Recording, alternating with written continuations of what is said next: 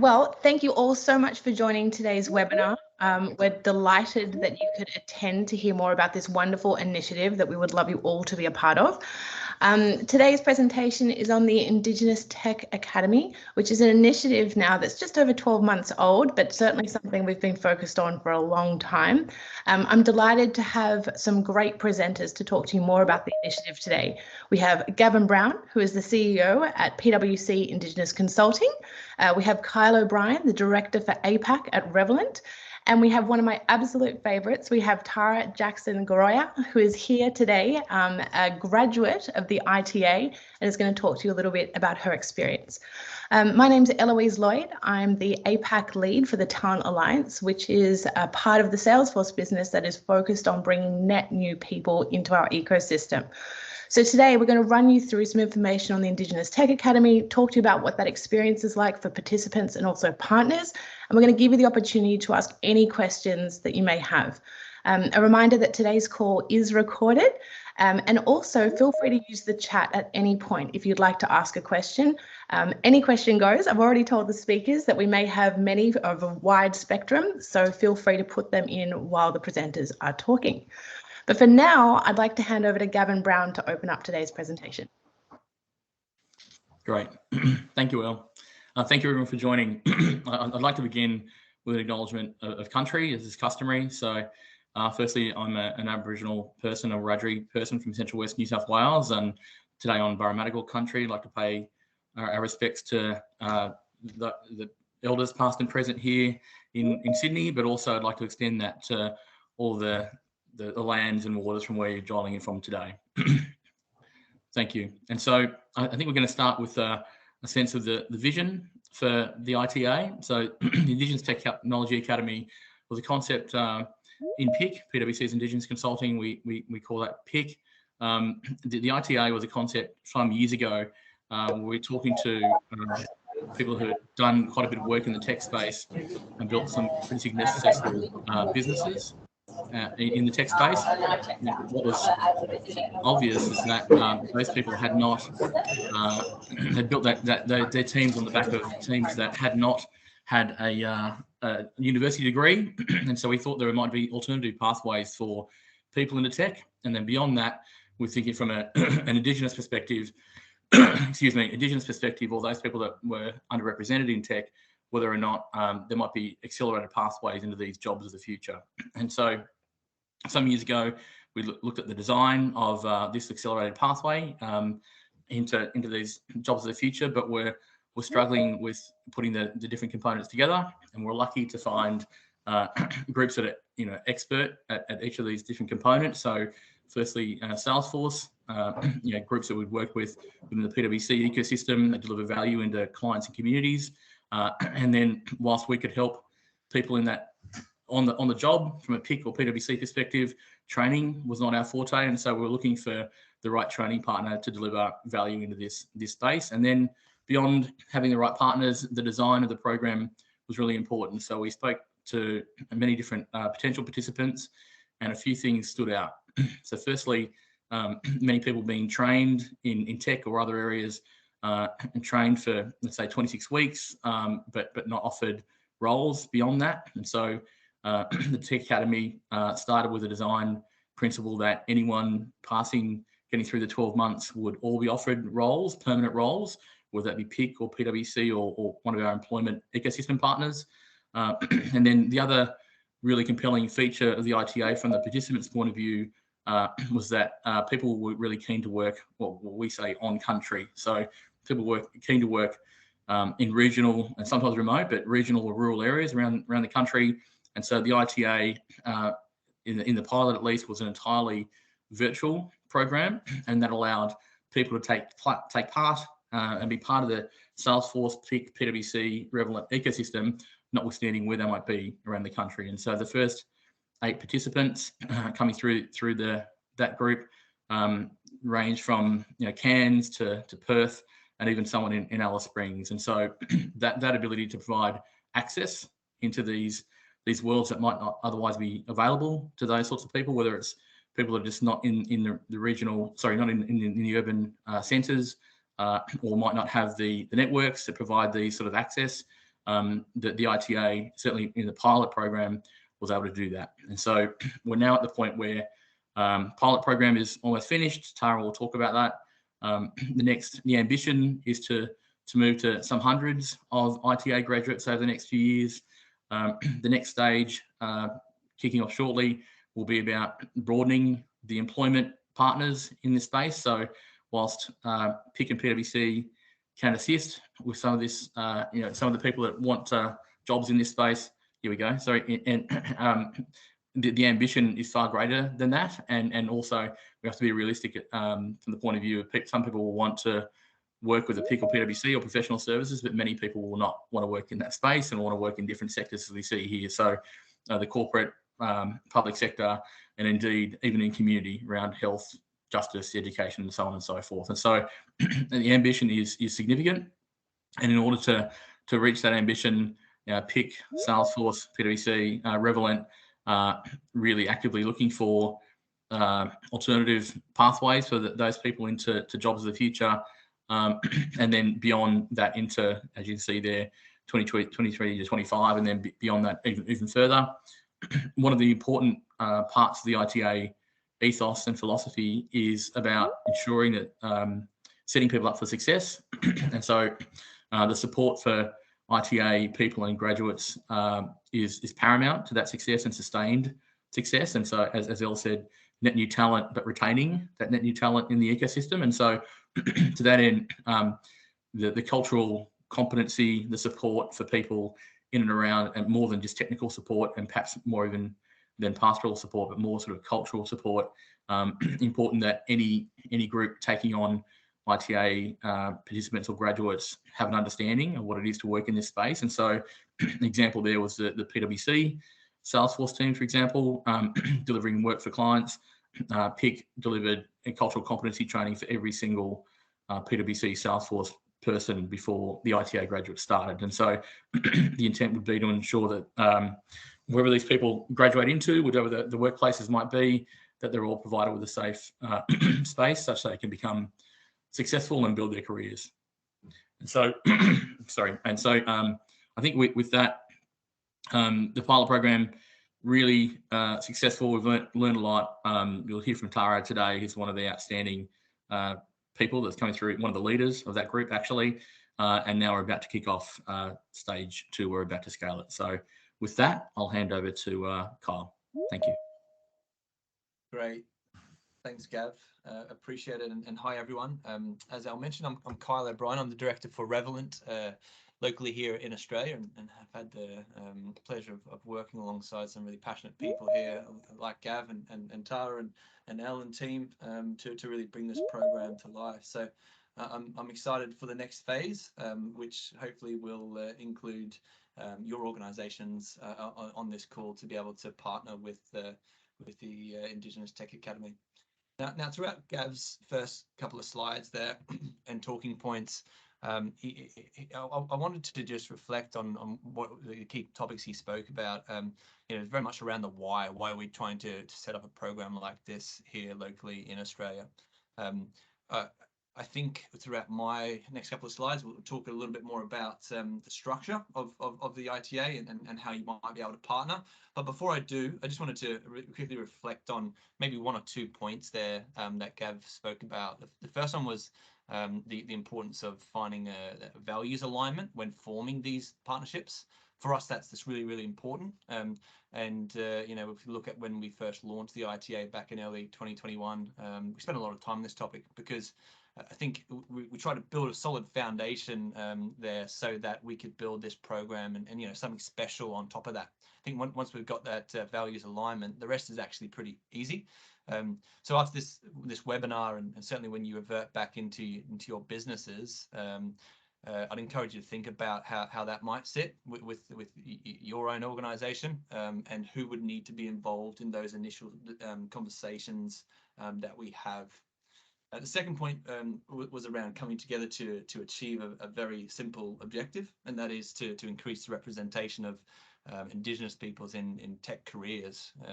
Gav talks about a stat around less than 3% of Indigenous population actually currently fill tech jobs, And I think, you know, it highlights the need for a step change in our hiring processes, and increasing need for a program like the Indigenous Tech Academy to exist. I'm pretty confident that with time and programs like ours, that we can shift the dial on that statistic. But unfortunately, that solution is largely led by employers like yourselves. So over the next couple of slides, I just wanted to, as mentioned, really articulate what the ITA is about, and how you might be able to play your role in really sort of being a part of that solution. So in its simplest form, at the bottom of the slide here, you can see that the Indigenous Tech Academy is built across 15 months, and it's structured across 4 key stages. So we source and we hire individuals from all across the country that are really that possess the right skills, the right attitude and aptitude towards wanting to join a program like this. Once we've found our cohort or group of individuals, which is typically about 10 to 12 at a time, we would then put them through a very intensive and comprehensive training boot camp, which is really about applying and building a foundation skill set, both technical and non-technical skills, to ensure that they are set up for success and able to really form a part of your teams and become an integral part of your program of work there. So that placement is a 12-month period, and throughout that 12 months, Revolent and PIC will both support the individual and yourselves throughout that phase. But what we're really working towards is, like Gav mentioned, converting the individuals into your permanent headcount there at the end of that 12-month program, and build that ongoing long-lasting career from that point onwards. So at a very high level, that's those 4 key stages. On the next slide, I just wanted to drill into a little bit more detail about our hiring phase. So Revolent's talent acquisition team are ultimately responsible for driving that recruitment process, and based off the learnings from our previous cohort, we've identified 3 key personas of individuals that we really want to be able to find. We put them across these 3 grades. So a grade 1 individual would be largely a school leaver, someone who has graduated from higher education or TAFE, and perhaps even had a part-time job throughout that. These are individuals who would very much be forming, I suppose, that entry-level role. However, grade 2, we look at an individual who perhaps possesses 2 to 4 years of prior work experience in any sector, and already has that foundation of soft and professional skills built. And then our grade 3 individuals, who are perhaps more mature profile and already come with 5+ years of prior office-based related work experience. Now, the purpose of that construct is very much around how do we set the individuals up for a challenging and rewarding career that is more so aligned to their current career path, but also the skill level. When we look at partnering with organizations like yourself, we're anticipating that each organization may want a slightly different iteration of the same persona, with variances such as location, prior experience, cultural fit. So I think it's really important that we collaborate throughout this talent acquisition process, particularly if we look at the talent acquisition process on the right here, particularly around stages 1, 2, and 5. One of the very first sessions that we run with you is this needs analysis session, where we really want to understand what kind of role it is that you want them to play within your organization. And then we can really sit down with you and look at how we match that role to the right kind of persona, so that we set the individual and also your organization up for success from the get-go. We want to try and look at ways in which we can encourage organizations to adopt a pod or squad model. So rather than just taking one person from the ITA and creating a career pathway for them, we want to look at, could we create a small pod of maybe 2 or 3 individuals who might be made up of a grade, one person from each grade. I think we found a lot of value from our prior experience in trying to create these little sort of support groups. And I guess it really encourages peer-to-peer support, which should not be overlooked. I think it's highly valuable and really sort of generates a lot of success.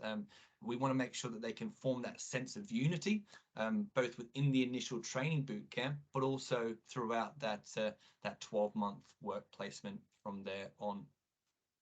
So on the next slide, we'll talk through that training pathway, and ultimately this outlines the key milestones that are achieved within the first 10 weeks.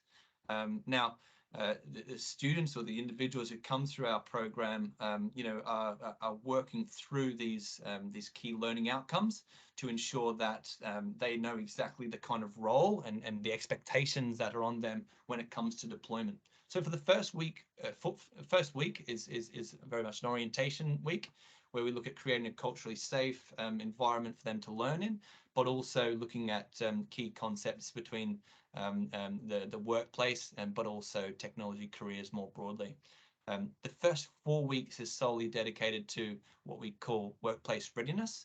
Now that's incorporating some core fundamental skills around professionalism, organization, communication, collaboration, and organization. And I think through in these three key pillars, we are touching on the soft skill piece, but also looking at those collaboration tools like Jira, and also things like agile methodology, so that when we move into the second phase of that initial training boot camp, around how do we possess and introduce these core Salesforce fundamental skills, that the individuals can be set up to be able to apply these skills in the workplace when it comes through to their work placement. So the training takes place on a full-time basis. It's 9 to 5, Monday to Friday, and is largely delivered through what we call a blended learning journey. So we take instructor-led training with hands-on practical application. I'm a very key believer that training plus application equals competence. So we really use insightful and comprehensive use case training to complement some of the theory that's built behind this program. The last thing I'll touch on in this slide is the importance of collaboration with the hiring manager, but also the peers within your organization. There's a few checkpoints throughout this program that will look to make sure that the relationships and the trust is built between the individuals that come through the program and the managers from your side, because that sense of unity is really important. And the more sort of touch points we can create within this initial training pathway, the more success we will have. Some of the key ones that I'd probably call out would certainly be within week 1, where we do very much around getting to know you and getting to know the organizations that they might be a part of. But also a pretty key important one is the final stage around this project week, where we take all the learnings from the previous 9 weeks and we build that into a mock project where the group will work together to really form a solution, and they'll play back that solution to all of us. And we'd really encourage as much representation and support within that final playback, because I think it's a really nice way to show that support, but also to have a bit of a progress check around skills and gaps that might need to be looked at when it comes to the next phase, which is on the next slide, which is where we talk about the ongoing placement and job role. I think a key message that I really want you to hear is that we're looking for ITA consultants to fill meaningful jobs where they can really embrace opportunity. So throughout the 12-month placement, they should look and feel like a part of your internal team, and in turn, they will be supported by your management team throughout. So we encourage you to look at assigning buddies internally that they can turn to, and that there is that safe place to ask questions. And then also really important that there is ongoing support from Revolent and PIC throughout that 12-month period. What that might look like is pastoral support from the guys at PIC on a quarterly basis to check in, look at success stories, some lessons that are being learnt, any concerns or suggested improvements. But then from the Revolent side, we typically look at that ongoing professional development plan and ensure that we are really tailoring that according to the evolution of the job role. And that typically looks like certifications, but also additional sort of workshops that we can bring the team back in and attend, so that we're continuing to help shape their careers. Now, that is a bit of an overview of the hiring phase, the training phase, but also the placement phase. I'm sure there's lots of questions that you all have. So Elle, I might just pass it across to you to probably facilitate a little bit of that Q&A. If you do have a question, I'd encourage you just to drop it into the chat, yeah, we can cover those off as and when. Beautiful. No, I can't see any questions in the chat, so feel free, like Kyle said, to pop them in. Kyle, I'll just go back one step, because I'd like to acknowledge the amount of work that's gone into this program. I know we've been talking about with yourself and Gav for so long. And Revolent, in case we didn't mention it earlier, is one of Salesforce's authorized training providers. Now, we don't offer that acknowledgement out lightly. And I think, Kyle, what I would say is, thank you so much for being the type of organization that embraces the partnership with Salesforce, with PIC, and with all the partners that you currently work with.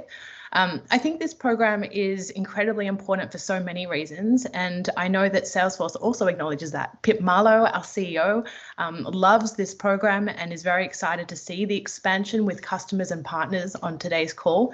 And this program is also part of the Salesforce reconciliation plan. So huge thanks to you and PIC for creating this. I know the first year we've ironed out all the kinks, and it's great to have it expand. And I think the biggest thing many partners and customers on today's call are looking for is this sort of a model, right? Because what we hear most from partners and customers is we need that pathway. We need that support. I love the pastoral support that goes into this program, because it's the bridge, right?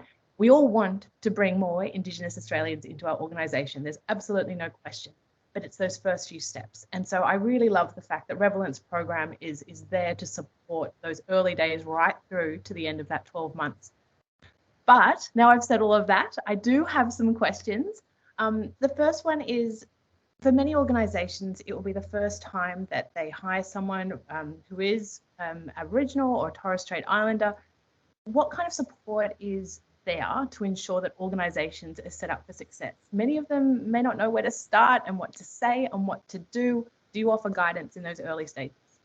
Yeah, it's a good question. Gav, I might pass across to your side. I know, the cultural safety, cultural awareness workshops that you guys would look to run with partnering organisations. Maybe you can bring those to life a little bit.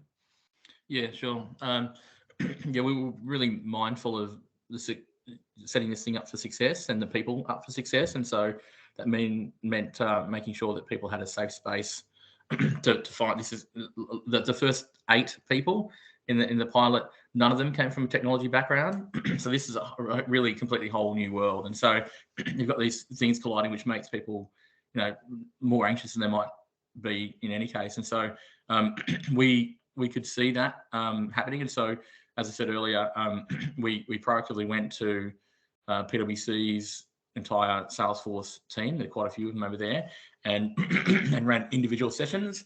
Individual sessions with each of those the subgroups of the team. There's probably a couple hundred people in there, and so we ran quite a few sessions around just what that mean, different worldviews, different backgrounds, and how that might manifest in the workplace, and then how you deal with that in a really sensitive and reasonable way. To your point, Elle, that those sort of awkward questions that you might want to ask, and how do you do it? So we were able to cover that really extensively up front to set things up. And then, as you're saying, we loop back pretty regularly. We're in contact all the time with that team. And so and also with the ITAs themselves. So Tara and the rest of the crew are on a lot of the PIC and related jobs. And so we get that opportunity to connect there as well. Excellent. Wonderful. And tell me, location. Members of the ITA located in major cities, do they work remotely? What are the variables and why is it important when we're looking at location?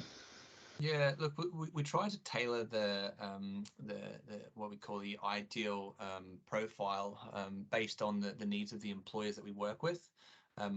Gav touched on earlier the importance of having a program like this that doesn't require the mob to move off country, which I think is really, really important. And we'd encourage partnering organisations to respect that.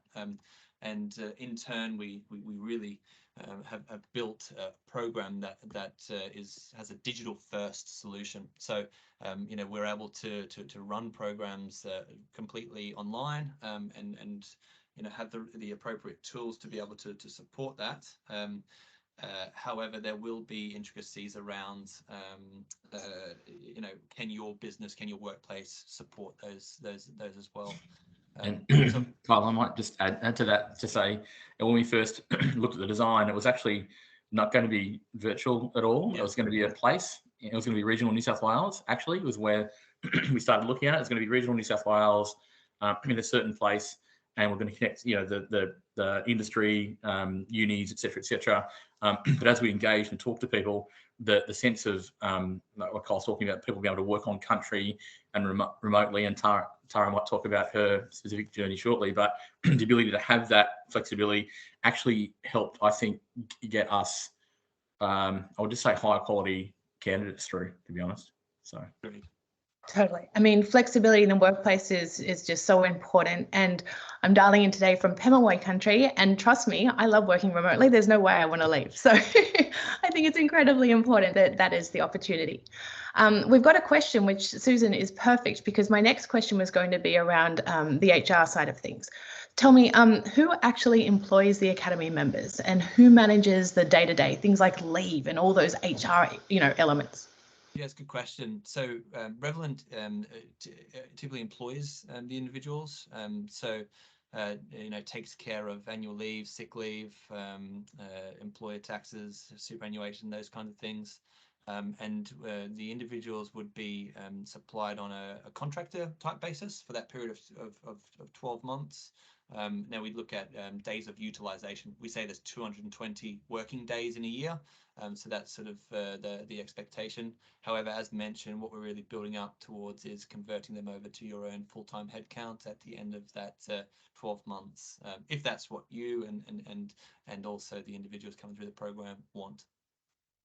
Got it. Okay, so they're full-time from day one, but you manage all the tricky stuff. And then at the end of 12 months, they convert, and then the new organization or their current organization, I guess, takes it over from there. That's it. Beautiful. Okay, now another question. Does their job have to be focused on Salesforce? Yeah, it's a good question. Salesforce plays a key role in the learning journey. However, as you saw on the previous slide, it doesn't stop there. So I'd say the simple answer to your question is no. It doesn't have to solely revolve around Salesforce, but it'd be great if it could.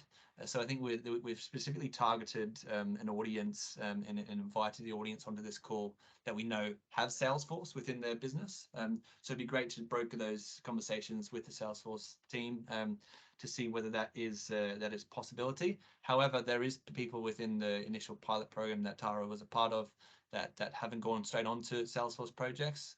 Looked at other kind of roles around, perhaps it might be BA roles or service desk roles, or it might be testing roles. I think the idea is we want to create a foundation of tech skills that can be transferred into multiple roles. Hopefully that answers your question now. Yes, it does. Thank you. Now, feel free to keep the questions coming. We're going to move on to Tara now, but before I wrap that up, Gavin or Carl, is there anything we've missed when we're talking about the program itself? Any final words? You'll get one more opportunity at the end, but just to be sure. Yeah, I think that's. I think we were given what we call probably a 20-minute snapshot. We could probably talk for 200 hours about this program because we are very passionate. However, as we'll talk about the next steps after this call is very much to connect on an individual basis and look at things in maybe a little bit more detail and what needs to be tweaked or changed to make the program fit for purpose for your organization. And perhaps I'll just add something quick, is just that and at Dreamforce in San Fran, we're talking about this when people are looking for those talent pipelines from everywhere globally. And I think we made the point that the talent exists, and a lot of these people did come from a non-technology background. And so I think that what was fascinating and great to see was that, in this era of war for talent, et cetera, if you have these accessible pathways into employment in real jobs, then talent is accessible to you outside of the city centres. So I'll just add that. Excellent, thank you.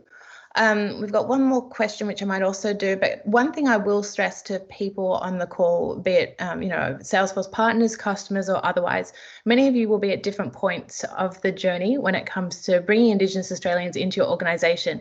And the thing I love the most about Revolent, and why I'm happy to promote this course and their other courses, is because they do offer that consultative partnership approach.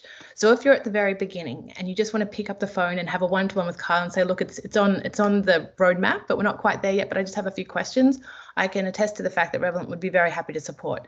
On the flip side, if you're looking for someone to start in your organisation from the first part of next year, also pick up the phone and just have a chat, because this is definitely a topic that I've learned. You really need to talk it out, where you're at, what's realistic and what's possible. So I encourage you all to make that connection one-to-one, and I'm sure Gav would also be available to attest to the work that both organisations have done together. Now, before we go on to Tara, a question from Rachel, just to clarify, during the program, what is the availability of the cadet to the host employer? Carl, could you just elaborate on that again? Yeah, absolutely. So it would be on a full-time basis, Monday to Friday, for the 12-month period. Let's say, I wanted to really make sure that these are meaningful jobs, and that there is, true responsibility throughout that entire program. So yeah, full-time basis, Monday to Friday, and then hopefully that sort of answers your question there, Rachel. Beautiful. All right. Well, like I said, keep the questions coming because we're getting into the fun stuff now. But we'll move on to the next slide, and we're going to talk to Tara. Now, Tara is someone who is incredibly impressive. And again, I don't say that lightly about everyone, but the reason I love Tara is because I was there at the beginning of her journey with the Indigenous Tech Academy. And I love her positive attitude, and I love the fact that she's just embraced this journey and has, really amplified it. I see on LinkedIn all the time all the fabulous things that she says, be it about Salesforce or about the community, and I just love it. So, Tara, thank you so much for joining today and talking to us a bit about your experience. I won't profess to do enough justice to your story, so I might invite you to maybe talk to us a little bit about who you are and what you were doing before you joined the ITA and why this is important. Thank you so much, Elle. Yama, everyone, and thank you for joining today. As Eloise has said, my name is Tara Jackson-Goraya, and I'm a proud Gomeroi woman from northern New South Wales, currently living, only just moved last week, on Wonnarua country. So I'm a proud mum to my two beautiful kids. If you can see there, you've got Matai, she's 9, and Onyx 7, and been married to my husband Rocky for 10.5 years. And this year, I'll go straight into it. We were able to buy our first family home, and I put it down to my opportunity and experience as being part of the first cohort of the ITA. So before the ITA, my background is in Aboriginal health and education, and that's where I've been working most of my life, working with Aboriginal mums and babies, working as a job active consultant, and always for the most vulnerable in community. And this opportunity has really showcased my passion for working with mob, but in a tech lens. When this opportunity came around, I finished up working as a job active consultant, and COVID hit, and I needed more time with my family because COVID really hit us hard. And when this opportunity came around, and it was work from home, be there for your family, see all these opportunities that my kids have, doing at school, and I can actually be there. I thought it was too good to be true, but here we are, and I've been able to see my kids, you know, get awards at school and attend things because of the work flexibility. Through the ITA, I've also been able to really connect with my other 7 fellow ITA members. We started out as 8 strangers, and now we can honestly say we're all mob. Throughout this journey, there's been ups and downs, as there is in a lot of communities. A lot of us have gone through, you know, sorry business, and we're always there for that support. So that cultural support is always there within that mob unit, in that team unit. When the ITA started, I got the news just before Christmas, so it was a great Christmas present.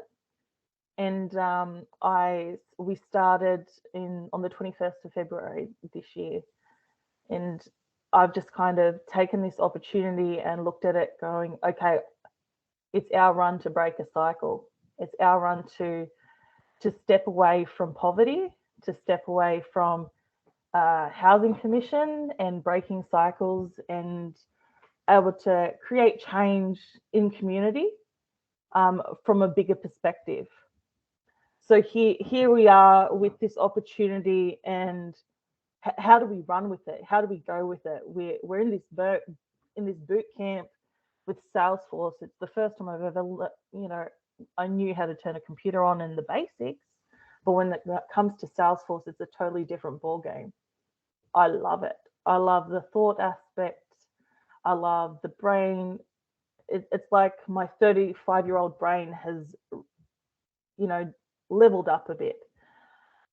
And then from transition to the training into PIC, this consulting tech world where every day is totally different. I've literally found the job of my dream, and doing leadership roles, consulting with businesses, clients, people from other mob, people within the community.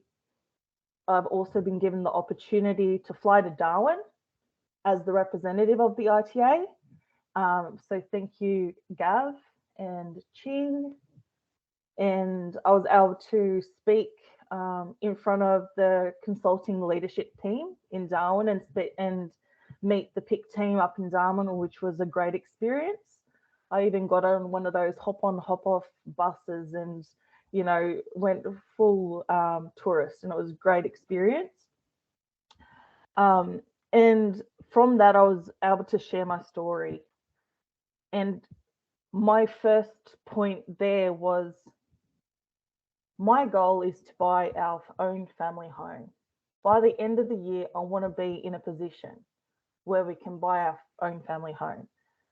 Last week on Monday, we signed our settlement. We had our settlement. On Tuesday, we started moving in. So this is that opportunity where it's all coming full circle. It's all about goal setting. It's all about finding yourself within, not just only in the workplace. It's like a self-discovery of self, and that's what the ITA does. So here we are coming to the tail end with 6 months left to go, and we are all so excited. We catch up still as the ITA once a month, and we go, what are you guys doing? What are you fellas doing? What have you been up to? And we're all sharing our stories, our different opportunities, where some are doing Salesforce projects, and some of us are on projects that are a bit longer. So we're from discovery and where you're brainstorming ideas to building out something and getting feedback and having that agile approach of, you know, receiving that feedback, going through it, tweaking and giving it back to the client. So there's constant relationship building. This is really an opportunity where you can be one with your host. So we don't see us as just contractors with PIC. We actually see us as part of PIC and part of Revolent. initially we were concerned that would that be the divide of, you know, one or the other, but we've actually been both. We don't feel like an outsider on each. So to ensure that we finish that 12 months of placement, that's what's happened. We've, you know, really instilled our spaces at PIC. One thing that I'm super proud of, our mob, our ITA first cohort is not a statistic. Everybody that has started the ITA is still now currently active in the ITA. There's not been one dropout. And I put it down to the support that's available. If there is any struggles, we're able to have a yarn. We're able to voice it. There's that transparency of being able to share our stories. I put it out to people that are putting their hand up to share their businesses with the next cohorts of the ITA. Don't be afraid to. It's pretty lucky to share the different stories from all around Australia, share our cultures, share our vulnerable selves. And I think that's what it's like when you work in a business. Once Maddie said, when you work for a company, it's not so much the job that you're working for or you're applying for, it's the culture of the company. It's the soul of the company that should align with you. So that's what we're talking about, that soul and alignment of the ITA with your companies. And to have that opportunity to give the next cohorts that, you know, idea of breaking cycles and potentially look into a lens of financial stability, financial freedom. I think it's a wealth of opportunities there, especially moving ahead in reconciliation and closing the gap. What a speaker, Tara. We've had so many conversations, but I've never heard you speak like that. And I mean, none of it was scripted by us. That was from the heart, and I didn't know a lot of that. And it was really great to hear that. I think, again, that's why I'm so proud to be, you know, involved in a program like this, because you can see the benefit from all sides. And it's just been such a gap in our ecosystem for so long, that true pathway with support, flanking both the individual and the organization to deliver that successful experience. And I really hope that we can grow this program enormously, particularly with the people on today's call. So look, I had a bunch of questions, but you've answered most of them. So please, everyone, continue to pop them into the chat, and we will ask a few from people listening. But I do have one, Tara, because I feel like everyone wants to ask it. Look, hiring someone from the Indigenous community is new for people like myself, and also for many of the people on today's call. And I can't speak for everyone, but I know myself, I'm in fear that I'm going to stuff something up. I'm going to say something wrong. I probably said something wrong on today's call already. What do you see employers or organizations doing correctly? What teaching can you give us? I think incorrectly is not having a conversation with businesses. I think the ITA has this beautiful platform where PIC and Revolent has already got this platform of conversation. So if the fear is there of how do we go about it, how do we have a yarn, because we all come from different mobs. So I'm Gomeroi, you know, one of the other girls is Gadigal, you know, someone else, and we're all living on different country. We're not living on our own country because we've all moved around because we all go walkabout. But not being afraid to have those conversations, being transparent is key. So if you are worried or concerned, or you need to just question something, just ask the question.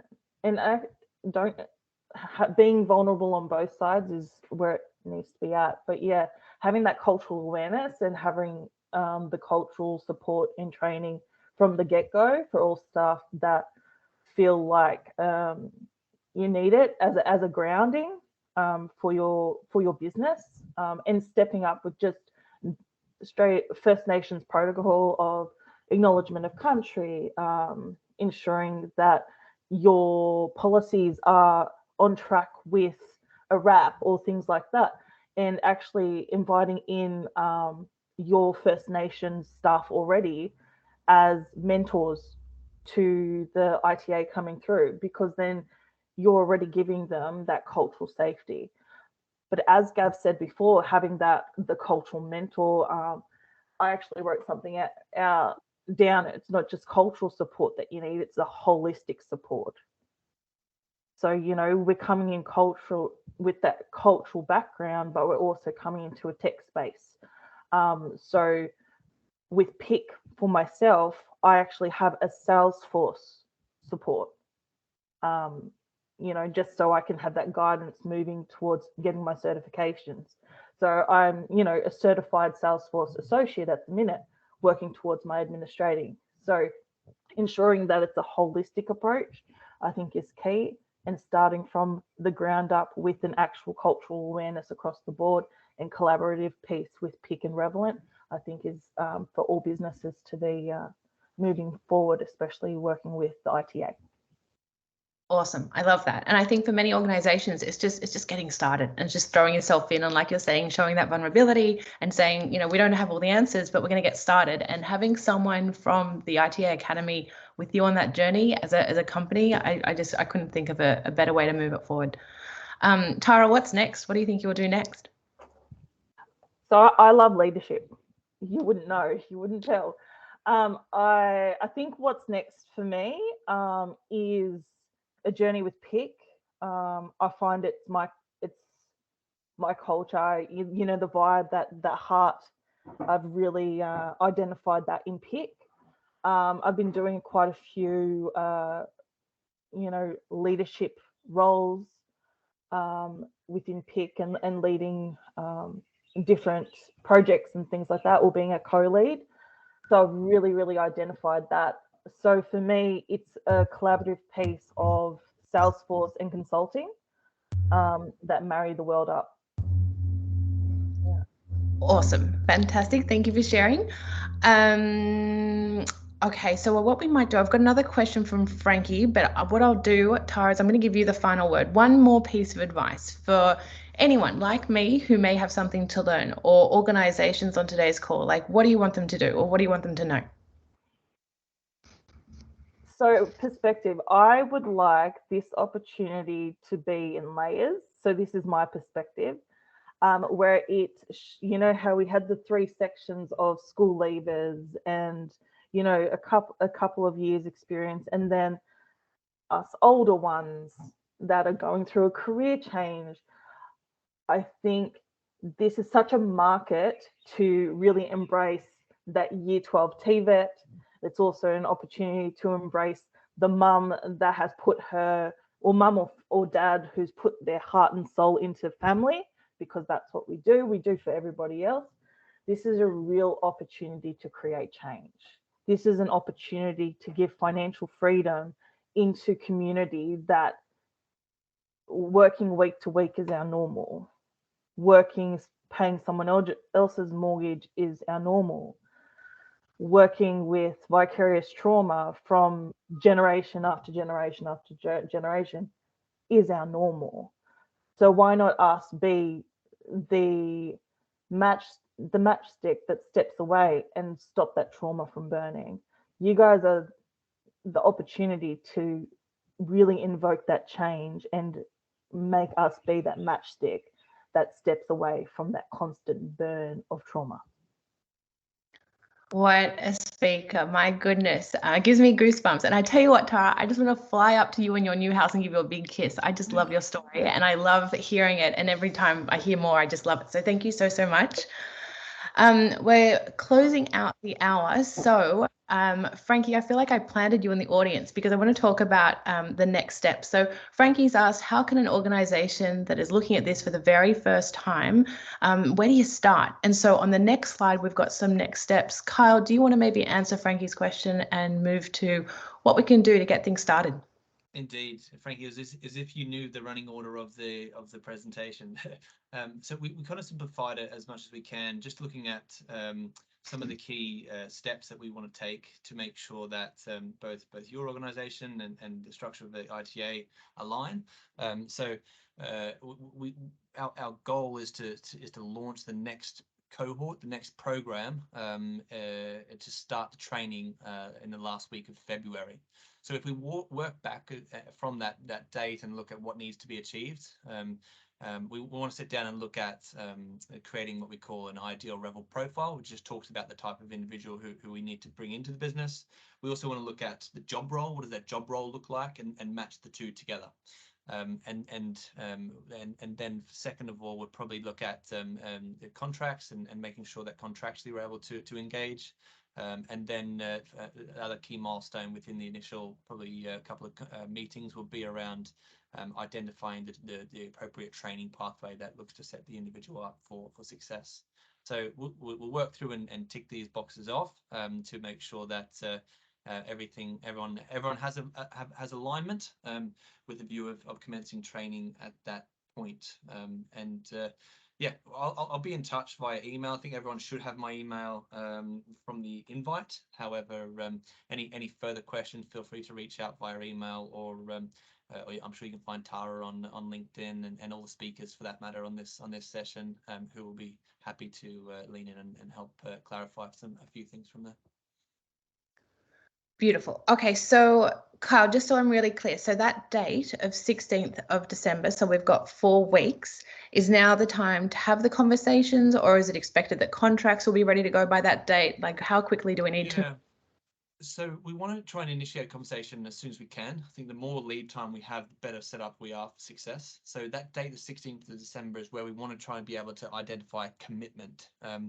And so from that commitment, and hopefully by that stage, the majority of these boxes will have been achieved. We can then look at the talent acquisition cycle, which we say typically unfolds over the course of 6 to 8 weeks.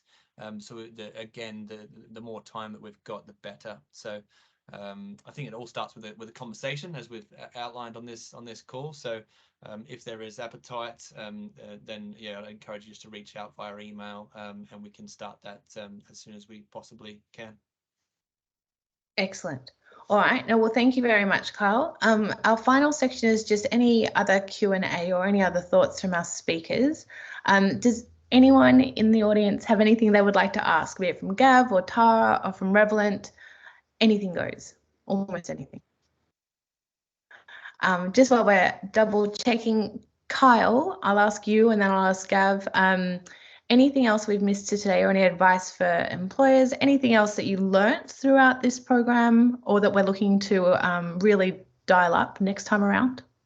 Yeah, I think Gav talked about where this whole idea started, right? Which has been a conversation that has unfolded over the course of maybe 3-4 years. And I know it's a bit of a cliched slogan, that's but there's a lot of value in just doing it. Sort of, you can talk about something for a long time, and I think the more you talk about it, the more complex it actually gets. We've got a structured program here that is really fit for purpose, and really takes a lot of that heavy lifting out for organizations. So I think there's an element of trust. We've talked about the values alignment piece. We get that down pat, and we're really eager to work with every organization on this call to really implement something special and create more versions of Tara that can really, like we said, help shift the dial over time. Beautiful. Now, Gav, I know you're the silent and humble type, so I wanted to go unnoticed that you were you were key in making this happen, and you had a lot of learnings, no doubt, along the way. What would you say to partner organizations or customers on today's call? Like, what do you want them to do? Oh, yeah, I think definitely pick up the phone and have a chat sooner rather than later, as Kyle was saying to Kyle. And the thing that I think has stood out for me mostly, and Tara talked about it, which is when we were designing, we just sort of thought, I just naturally expected attrition, to be honest. Like, I thought, it's just off the back of COVID. It's COVID. It's completely remote. A lot of people aren't used to working that way. We're going to become more used to working that way, but a lot of people aren't used to it. So completely remote. These, as Tara said, people didn't know each other. You're like Cookie Yalanji, Noongar, to Aranda, to all these, all from everywhere. And I think just the success that born out of having a modular setup where people can self-support as well as these other supports, I think has been really telling for me. Like if we were going to scale, Kyle and I talked about this, we wouldn't have a 200-person cohort. We would have a series of modules, nodes of people that can self-support as well. So for me, I think that's one of the key learnings, to say that with the right supports, we have people having babies, all sorts of stuff happen in people's life, Surrey businesses, as T was saying. So we've had all that stuff happen, and yet success. And so I think with the right supports, then the employers can get value from it. So and frankly, more than that, the people will have careers that will into the future. So that's probably enough from me. Thanks. Thanks, Gav. And we've got Layla on the call. Hi, Layla. Great to hear from you. And we've got a question for Tara. Tara, give us your first project work, a key learning. I saw you thinking about that one. So what have you got for us? Oh, so key learning. I've been on a few projects, so it's actually a nice reflection point right now. My first project, it was building something out, something I've never done before. So being very meticulous. And I found this real obsessive, fun aspect of testing. And I didn't realize I was so meticulous on things. So with my first project work, it was so much self-realization about how meticulous I am, and how to adapt my style into how PIC presents their certain things. So it was really nice to reflect on that, and I've been able to take that and even play with it a little bit, and now the work that I'm producing, there's less going back and fixing and things like that. So each project or each task that I'm doing, I'm getting into a groove. And I think my first project took me such a long time, and now what would have taken me a week is taking me an hour. So yeah, that meticulous nature I take away from my first project, and that I really like testing and pointing out where people were wrong. I might just add to that. We've just finished another project, which we can't detail, but it's a nationally significant piece of work. Thought like there's a really complex piece of work with multiple layers of public policy between over decades in New South Wales and across the country, and we had to come up with a way in which to synthesize all that and make it coherent, and then visualize that to the minister and the head of that department. And T was core to driving that. So development's been extraordinary. Awesome. All right. Well, I know we're at time, so I encourage you all to take a leaf out of Tara's book and test the ITA. Pick up the phone, have a conversation. No commit required, but I do guarantee if you test it out, you'll love it as much as we do. So thank you all so much for joining today's call, and please keep us posted. We'd love to have you involved. Thank you, Revolent, and thank you to PIC. Thank you. Thanks, guys. Take care. Bye.